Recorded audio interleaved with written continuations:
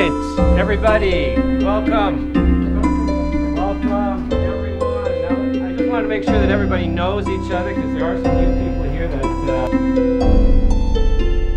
It's completely different from watching something on film. It's, you know, you're there, you're part of it. Anything can happen. It's real. These are real people. And there's a connection there between audience and the actor that you don't get from a TV screen. A certain number of people like that. Like, you know, they like to see the people up there doing it like right now and live and no second chance, that kind of stuff.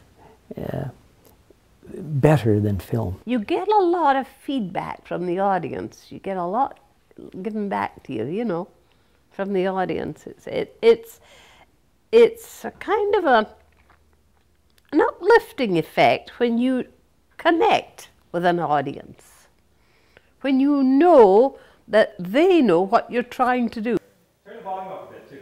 I think theater is tremendously important. To be involved in it from the production side of it, as an actor, director, crew member, just because it's tremendous. There's a tremendous feeling of working on a play together with people that I've never really encountered in other areas. I guess probably the closest would be maybe playing on a sports team. But, there's just a tremendous feeling of community and support, family that you get from working with people on a play. It's all based on hearing the music. Cue to cue. Yeah, so cue to cue technical rehearsal. And we just run through every single cue for lighting and sound throughout the whole play and get them all set up for our where the actors are going to be and things like that, as far as our cues for the computer and lighting board and things like that. Why are you doing this? Why? It's fun. It's a good thing to do. Crystal and Roy, I have a present for you. Oh, not the headset. Oh, no. You're supposed to be excited about headset.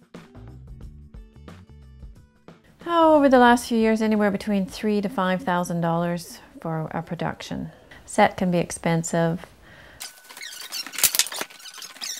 Sometimes royalties can be quite expensive. You know, sometimes you're paying as much as $60 a night just for the royalty to put the show on. Awful lot of work for nothing. Yeah. Really. I find that, you know, for a $10 or $15 slot, you know, it's an awful lot of work and hassle to... We don't get funding through government or anything like that, so we're on our own. Does it? Yeah, they don't stay out. Okay. Oh, right, and they're bunched. Yeah. You're quite right. Hopefully you make enough money to pay your overhead, keep the club afloat, and have enough money for the next show. Ted had a good idea about senior homes and promote, you know, getting posters in there and getting the information out there, because there's a definite market in senior homes. Yes, absolutely. Well, it's their era. Yeah, exactly. Yeah. Well, Agatha Christie will appeal to it. Oh, Yeah. absolutely, yeah. Definitely. You have to sit them up front because they sit there and they go, "Hey!" That's true. And Oh, I they're know. going, what did he just say? Been there. If you get a big, good houses and it's a good show, you make money, and if you don't, you can break even or maybe lose a bit of money. So we've done it all.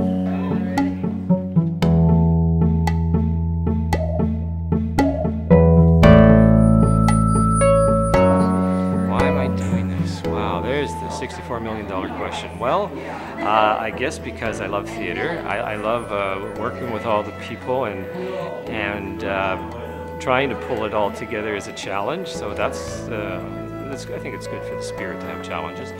But just basically working with everyone and seeing everybody, you know, working together and coordinating it all, and the creativity, you know, the actors or the crew members. The fellow who's designed the bear rug and the figurines has done a wonderful job, and just to see all that creativity come through makes it all worthwhile.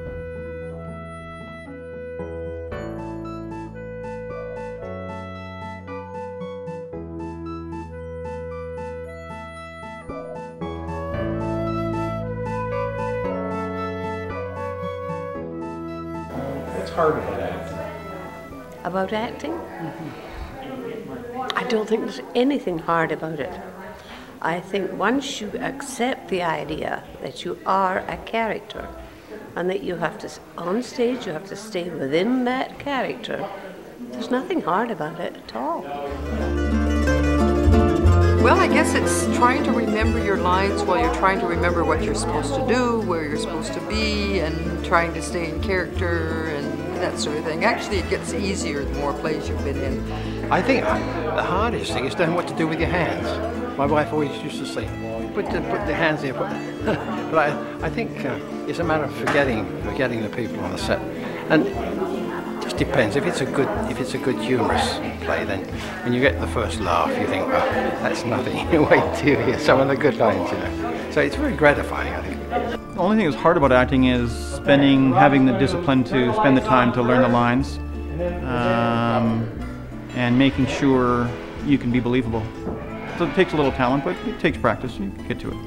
It's a big responsibility to make sure that you don't miss your lines, that you know your lines and everything, and that you remember everything. Yeah, I guess that's, and we always wish for good audiences. What's tough is when we don't have a big audience out there. It's kind of a downer. And feedback, it's instant feedback, I guess, is what else I like about it too. If you say something and get a reaction from the audience, but if there's not that feedback, it's a bit of a disappointment. I think it's hard to work the characters out. That's what I find the hardest, and to portray. Sometimes you think you're portraying what you want to, and it's not coming across. So, and that's why we have directors, so they can tell us what to do. It's such a people-oriented thing. You know, that to me that's the experience you really need, is dealing with groups of people and being able to make them all, you know, work together and feel like they're contributing and creating that team. And hold on to her. Hold on to her. She needs comfort right now. When you do read that script the first time, there's certainly, for me, a visual image of how this will work. Don't throw that away. What does that mean? It's like you're thinking. And then when I reread it again, I actually, well, you know, make notes and you know, even specific blocking notes, so that I actually can see the whole play unfold on stage in my mind. It certainly helps if, first of all, acted before on stage, because a director, their biggest job is working with the actors. And so knowing what it's like to be on stage, what's involved in the rehearsal process, and learning the lines, and the amount of time that takes, and knowing what works to motivate actors and what doesn't work to motivate actors. Make a beeline over to the chair, and you can. For most actors, they don't want to hear the director doing a line read of something. They want to do it themselves, but they want the director to help them get to that point where they can do it themselves. Okay, so I'd like to get you. I'd like you to get her in the chair. Can you give me a whack across the face? Oh, I don't want her slapping you. I will 'Cause start laughing when I okay, see that. I think that'd be kind of funny. Okay. Okay, then you can shake her and then place her in Yeah, the sure. But I want you. Yeah, it's a little difficult with the arms here. I was thinking of that. That's chair, okay. But Yeah. stop it. Settle her down. Technical experience again. If you have good people working with you in tech who have experience and can bring you ideas, and you have an idea yourself, it does help to have some tech experience, certainly, because you know what the broad capabilities are. Wait till she settles, then place her in the chair, just gently. Take care of her first before you continue on with the rest. What you want to do is give the actors something that they can relate to in their own life. So I had an actor once who was pretty stiff on stage, and he was into boxing. And make this a sit-down line. It's like, you don't believe the story, right? So too big for my liking. Just sit down. So I told him, just do the lines as you're boxing, and pretend it's a boxing match, and you're not just talking to this person, but you're actually, fighting them and defending against them. And those are the type of things, and it did help him, because he understood all of a sudden. Oh yeah, okay, well yeah, it's getting the act, especially the beginning actor, something they can really relate to in their own life.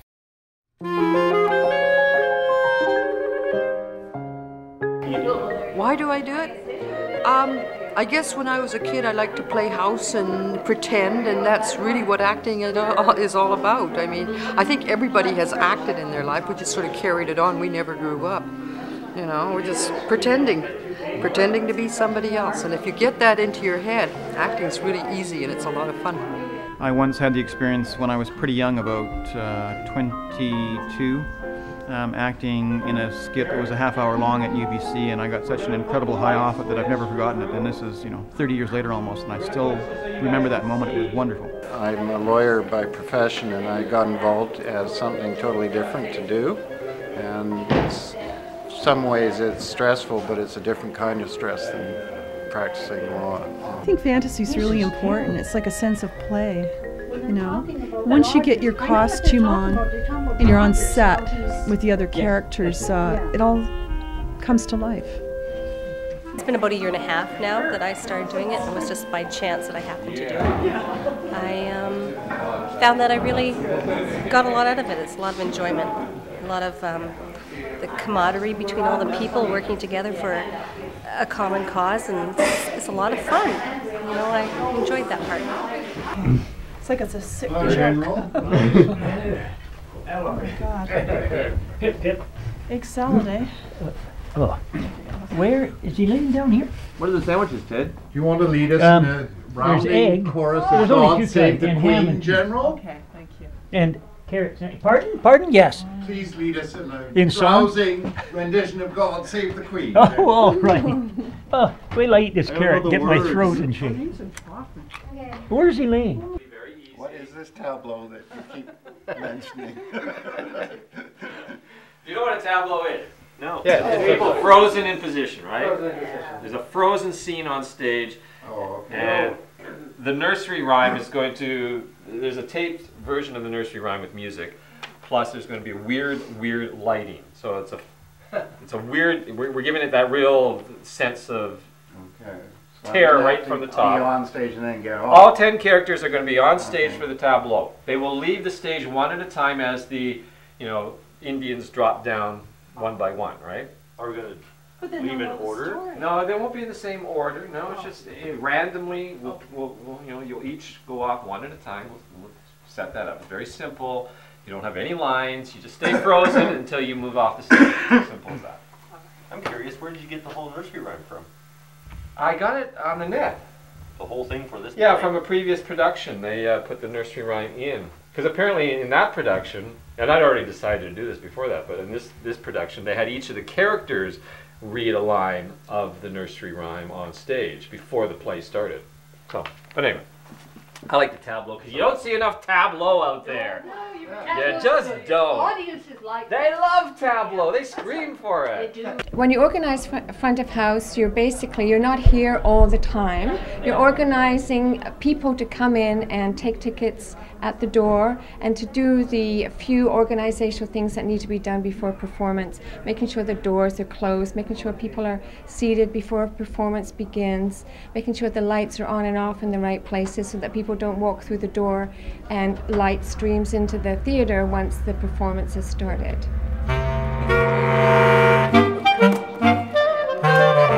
Tonight, and this show, they're packed in like sardines. We're just put on some more chairs. You're going to have an electric show tonight.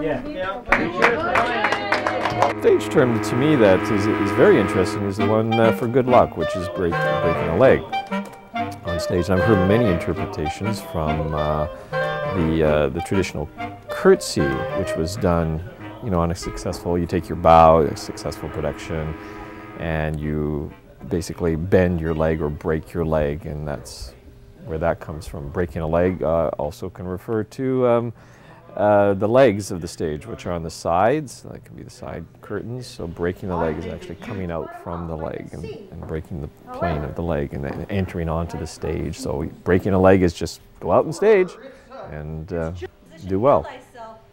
And yeah, so that's an interesting term, I think, breaking a leg, because actors, of course, do break legs occasionally on stage as well. So you don't want them to do that, but I think it's the most interesting term for good luck that I've ever heard.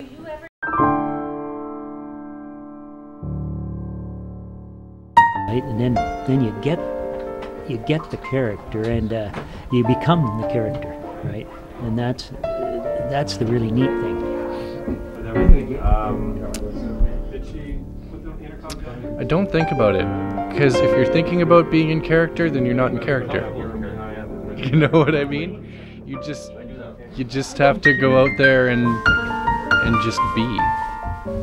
That's my philosophy. It's very much sort of a Zen thing, you know. You just gotta clear your mind and think about nothing but the here and now and what you're doing, and hopefully the character will come. How do you give to the audience? That's kind of an interesting thing. Yes, well, you give to them by being sincere and honest in what you're doing. Not pretending to be somebody, but being honestly that person while you're on stage. So do you feel that when you're on stage? Oh yes, you can do that, especially if you know your part well, and you must know your part well. And then if you have that security of knowing who you are, then you get the enjoyment of transmitting that character and their feelings to the people in the audience. And how do you know when you're there? Well, you never do, because audiences differ. Some audiences will give you back and others will sit there rather stony. But then you have to sort of ignore that, because as long as you're giving your best, that's all you can do.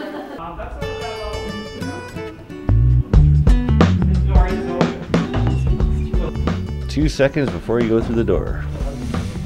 Well, you develop your character, right? As you slowly go, but you have to actually be in character, right when you walk through that door for the first time.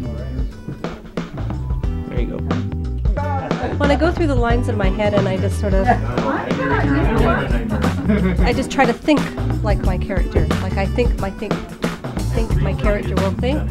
I just sort of try to assume the mannerisms of that person in my head, and then I'm hoping that I can project them out.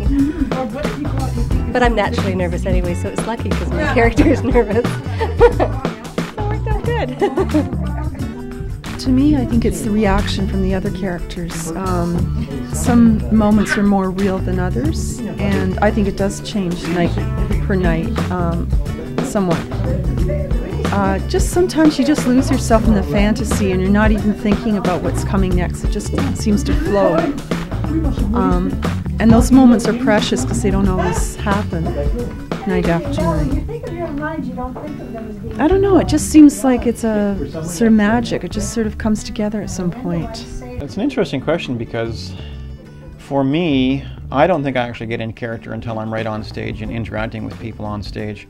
I can practice over and over again, usually by myself, but even when I'm with another person practicing, it doesn't seem as real as when you get on stage. So if you prepare and you're confident when you get on stage, for me, speaking for myself, I find that once I start and the play is rolling, I find that I just become, you know, whatever is the character that I'm playing, and I don't actually have any mental tricks that I use. I just go out there and do the character as I've developed no rehearsal. So I guess in a nutshell my answer is, I don't know. I just play. Didn't you ever play when you were a kid? I love playing, you know. That's all you're doing is just playing. You're playing house, you're playing maid, you're playing a killer. Just playing. Oh, there, that's better. You get the good. I'll send them to